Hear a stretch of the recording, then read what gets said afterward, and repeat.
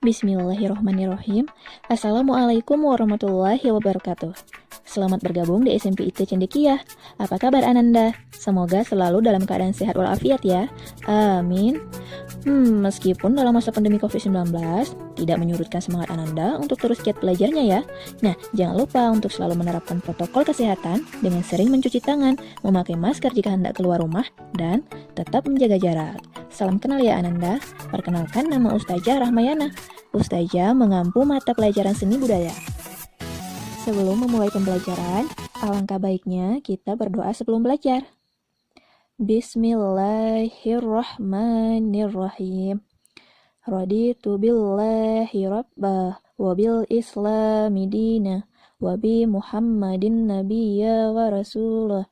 Rabbi ridni ilman warzuqni fahman.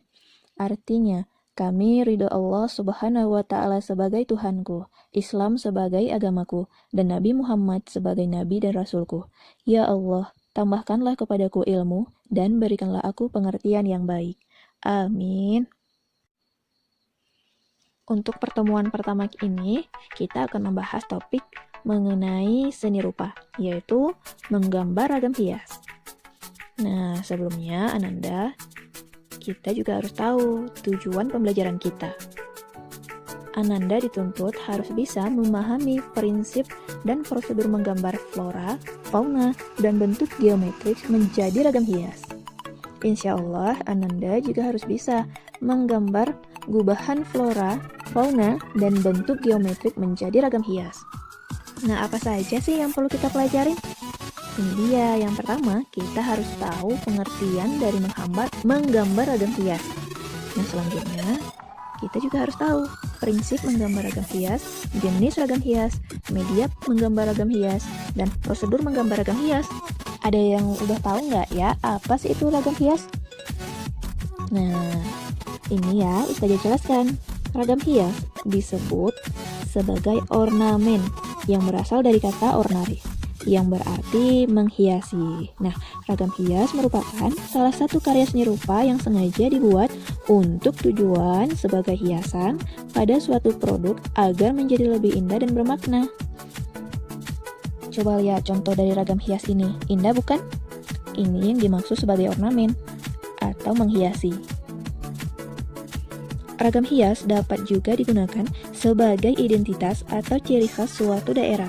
Misalnya, ragam hias dari Papua, ragam hias Kalimantan Timur, ragam hias Sulawesi Selatan, ragam hias Lampung, ragam hias Sumatera Utara, ragam hias Jawa Tengah, dan ragam hias Bali. Ragam hias dalam seni rupa dapat berfungsi sebagai apa ya? Ananda udah pada tahu belum? Iya, benar. Untuk mengisi kekosongan suatu bidang dan juga memberi fungsi simbolis sebagai contoh ragam hias. Nah, ada sih contohnya. Apa Ustazah? Ini dia. Sebagai contoh ragam hias burung dalam negara perunggu yang mempunyai simbol sebagai arwah nenek moyang. Ya, benar. Nah, selanjutnya ada jenis-jenis ragam hias.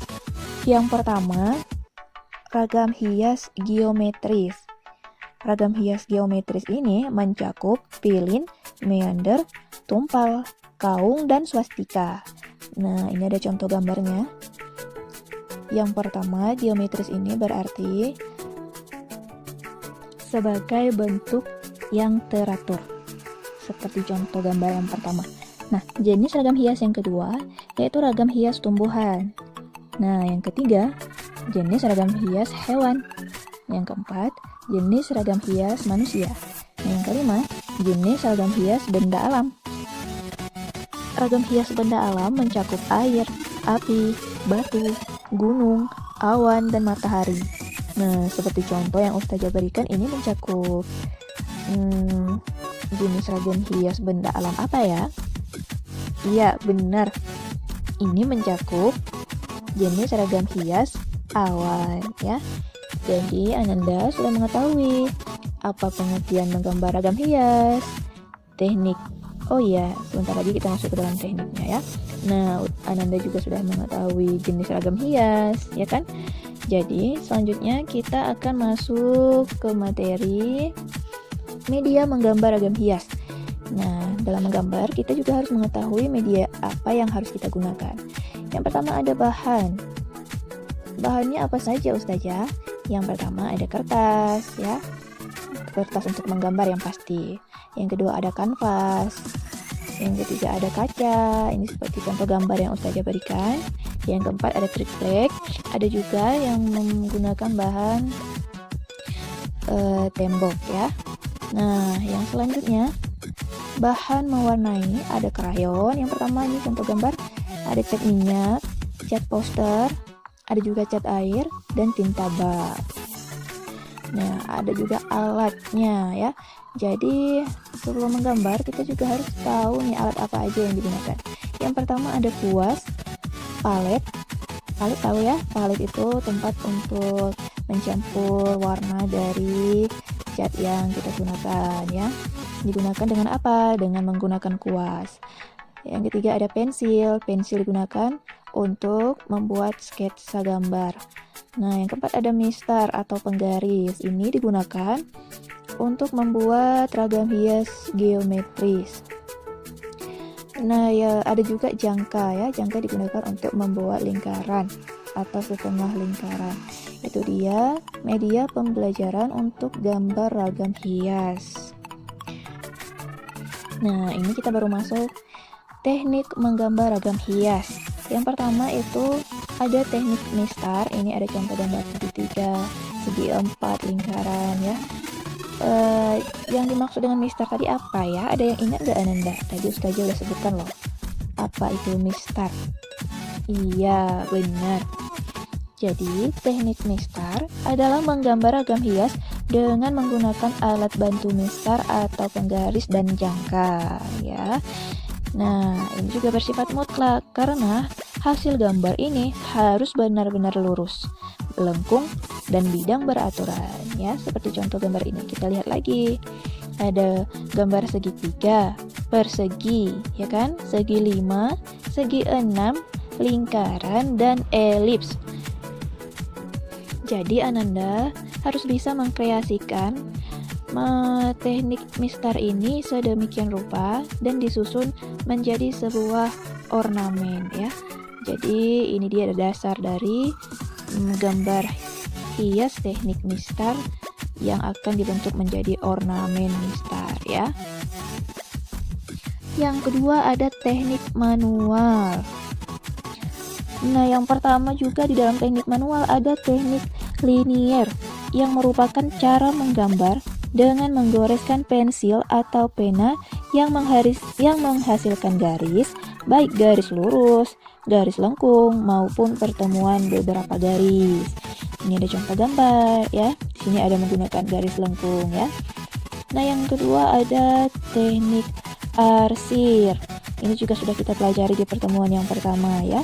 Teknik arsir merupakan cara menggambar dengan menggoreskan pensil atau pena dalam posisi tegak ya, dan menghasilkan garis sejajar, menyilang, atau melingkar seperti contoh gambar ya.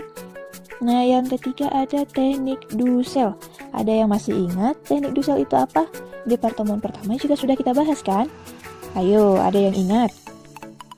Iya, teknik dusel ini merupakan kebalikan dari teknik arsir. Nah, teknik dusel cara menggambar dengan menggoreskan pensil dalam posisi rebah atau miring dan menghasilkan garis lebar ya. Jadi Ananda semuanya harus ingat, jangan dilupakan materi pertemuan pertama kita. Yang selanjutnya ada teknik pointillis. Nah, ini juga sudah kita bahas.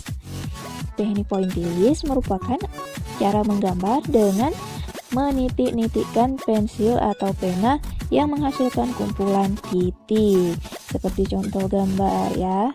Jadi jika Ananda hendak menggambar dengan objek yang lebih gelap, Ananda harus menitikkan titik ini lebih banyak ya. Jika Ananda ingin membuat objek terlihat lebih terang, maka titik yang digunakan jangan terlalu banyak ya. Jadi kita juga harus melihat, harus menentukan gelap terang yang akan kita gunakan. Yang selanjutnya ada teknik akuarel. Jadi teknik ini adalah cara menggambar dengan menyapukan pewarna yang menghasilkan sapuan warna yang tembus pandang. Jadi, antara objek satu dan lainnya bisa masih terlihat seperti contoh gambar ya. Nah, yang terakhir ada teknik plakat. Teknik plakat ini merupakan kebalikan dari teknik akuarel. Jadi, teknik plakat merupakan cara menggambar dengan menyapukan pewarna yang menghasilkan sapuan warna yang menutup, sehingga objek yang lainnya sudah tidak kelihatan lagi ya. Jadi, itu dia penjelasan mengenai teknik menggambar ragam hias ya. Selanjutnya, Ananda harus mengetahui prosedur atau cara menggambar ragam hias. Yang pertama, Ananda harus menyiapkan bahan dan alat ya. Ini akan digunakan dan perlu dipersiapkan terlebih dahulu. Seperti contoh bidang gambarnya yaitu berupa kertas gambar, bahan perwarnanya berupa cat air, sedangkan alatnya berupa mistar atau penggaris ya, kuas cat air dan palet cat air. Itu yang paling utama Ananda siapkan. Nah, yang kedua menentukan tema ragam hias ya. Jadi tema ini sangat perlu karena tema akan mendukung apa yang akan kita gambar dan inspirasi apa yang kita perlukan ya. Boleh itu tema geometris, manusia, hewan, tumbuhan, atau benda alam ya. Ananda juga bisa memadukan beberapa motif ragam hias menjadi satu ya. Yang ketiga, menentukan teknik menggambar. Jadi Ananda harus menentukan dulu teknik apa saja yang akan Ananda gunakan. Tadi tekniknya juga sudah Ustazah jelaskan ya. Ada berapa macam teknik. Jadi Ananda bisa memilih satu teknik untuk Ananda gunakan. Bisa itu memilih teknik manual ya, bisa juga linear, arsir, dusel atau yang lainnya, banyak tekniknya ya. Pilih salah satunya saja. Nah, yang keempat, Ananda harus menentukan bidang ragam hias. Jadi, dalam menentukan bidang ragam hias, ada beberapa bentuk yang bisa dipilih. Di antaranya ada segitiga, persegi, segi 5, segi 6, lingkaran, elips, atau bidang yang dikehendaki seperti contoh gambar yang sudah Ustazah jelaskan tadi.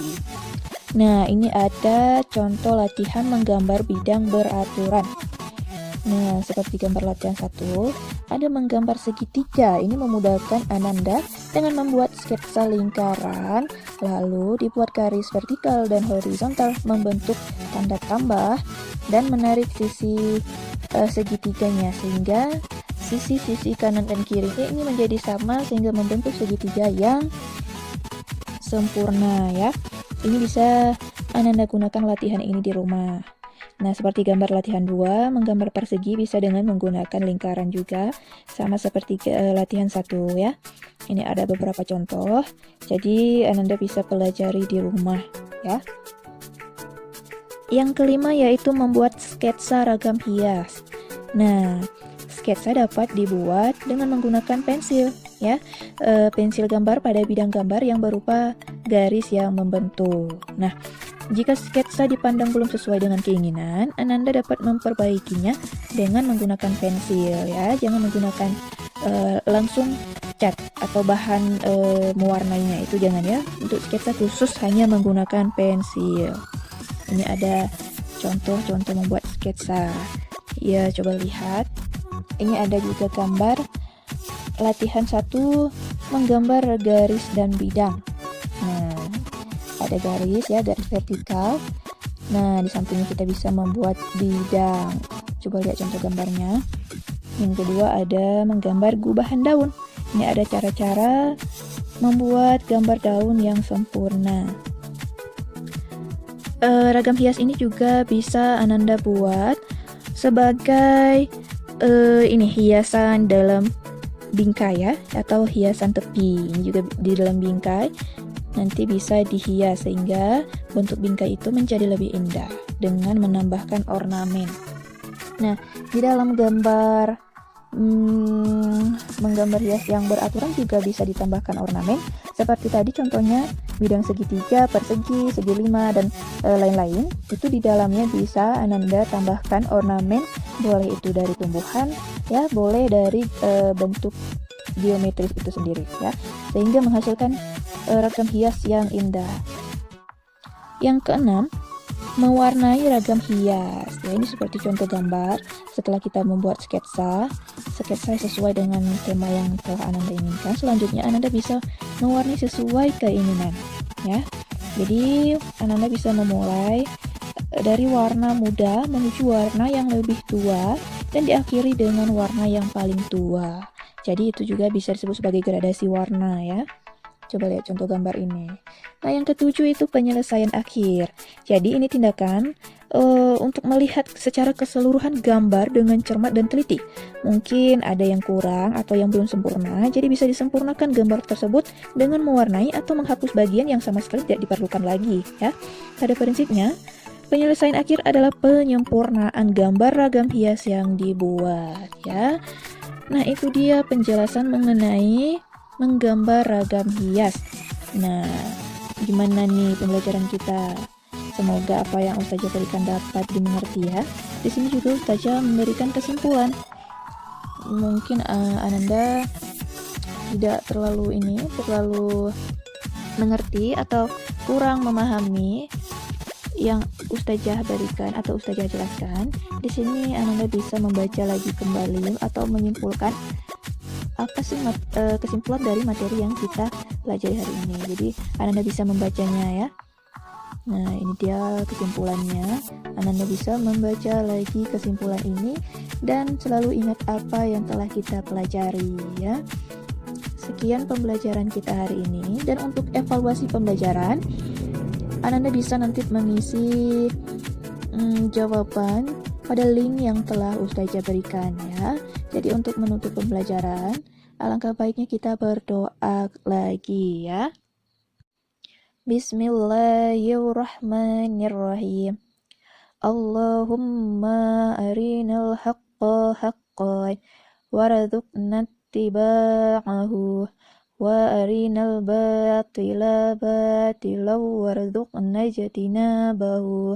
Artinya, ya Allah, tunjukkanlah kepada kami kebenaran sehingga kami dapat mengikutinya, dan tunjukkanlah kepada kami kejelekan sehingga kami dapat menjauhinya. Amin. Alhamdulillah. Semoga materi ini dapat menjadi berkah untuk Ananda semua. Ustazah akhiri dengan mengucapkan wassalamualaikum warahmatullahi wabarakatuh.